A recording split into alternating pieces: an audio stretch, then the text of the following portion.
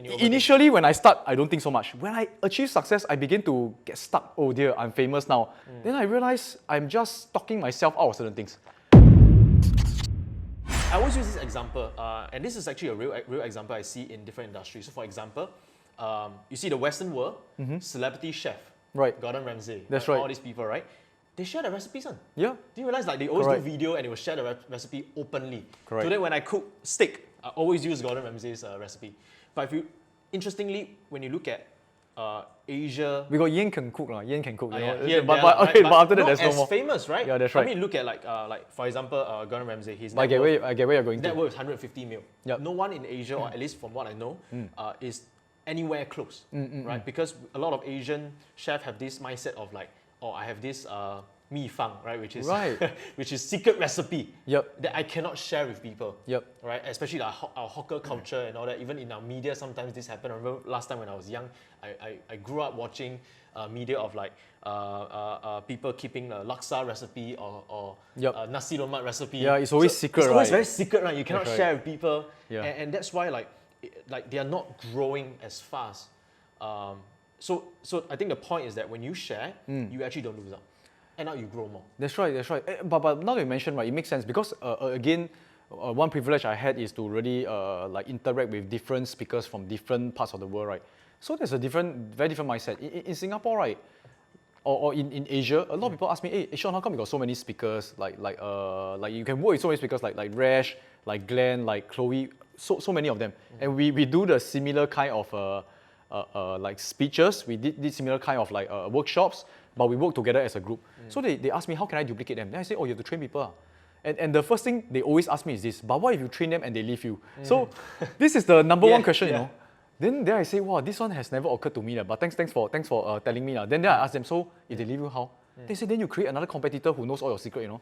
So I'm thinking, well, that may happen, but all I'm looking for is those that won't leave me. I mean, we can stay together, we have synergy, we believe that when we work together, we are stronger, right? Then then you can duplicate yourself. Otherwise, you'll always be the one speaking, you'll always be the brand, you'll always be the one doing everything, and once you're gone, the whole business is gone. Yeah. It's very interesting. But in the States, in other countries, right, the other speakers, when I ask them things, right, they are very willing to share.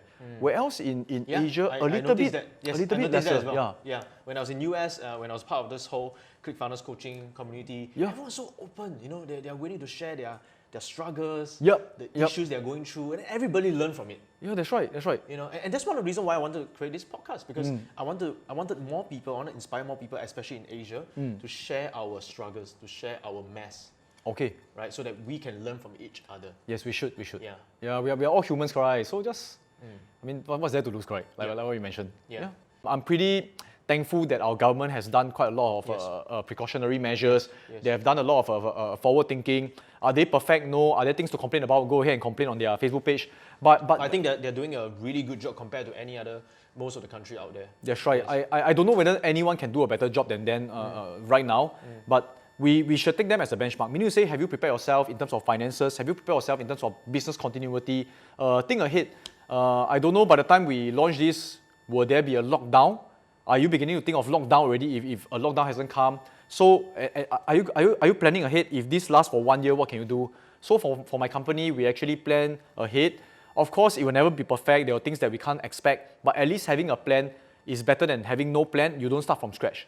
So for us, we already plan like, okay, we are good. I mean, we have all the Zoom calls. We know what each other is supposed to do, and we were very, very fortunate. Thank God again. We started exploring online courses, online products and services. Yes.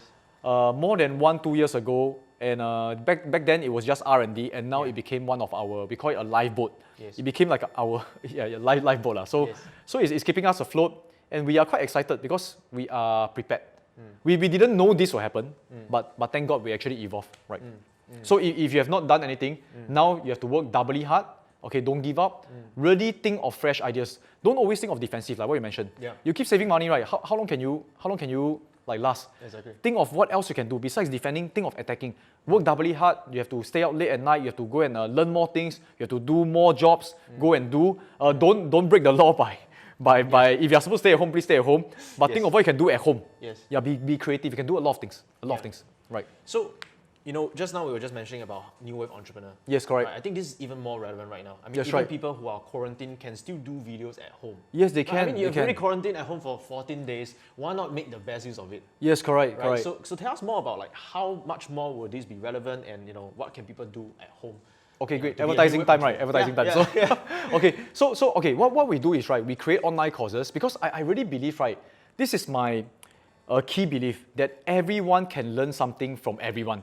So there's something I can learn from Gabriel, there's something I can learn from Jimmy, there's something I can learn from everyone, you know. I cannot be better than you in everything. Yes. So if there's something I can learn from you, right, meaning to say there's a value you can provide to me. And therefore, what does businesses do? They provide value, they solve a problem, and that's where they get paid. So every individual you can get paid when you do this portion. But for me, my strength is in education. So translate what you know into an educational product. It can be an online course, it can be an ebook. For me, I like online course because now videos is much more powerful. Yeah. Because some people learn through visual, through audio, but video you can actually have most of it. Live courses is still the best because you can do Q&A and things like that. So I actually help like piano teachers launch online courses, stay-at-home moms who do cooking launch online courses, Korean teacher. They know all these things. So we launch online courses and it gives them some income. Yes. And it need not be so professional. Okay, this whole entire video setting is wonderfully done. Yeah. For me, most of my online courses is done using my phone. Sorry for the low quality.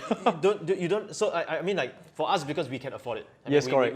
We decided to invest in Oh, it. and you keep but- improving. Yeah, we Yes. keep improving. We didn't start out like that. Yeah, when we start off off- with just our phone. Yes, right. Right. And our phone is very good already. Exactly. Yes. Right. So use a phone, share something, and there are certain methods. Of course, we do have our online course teaching people how to launch all this.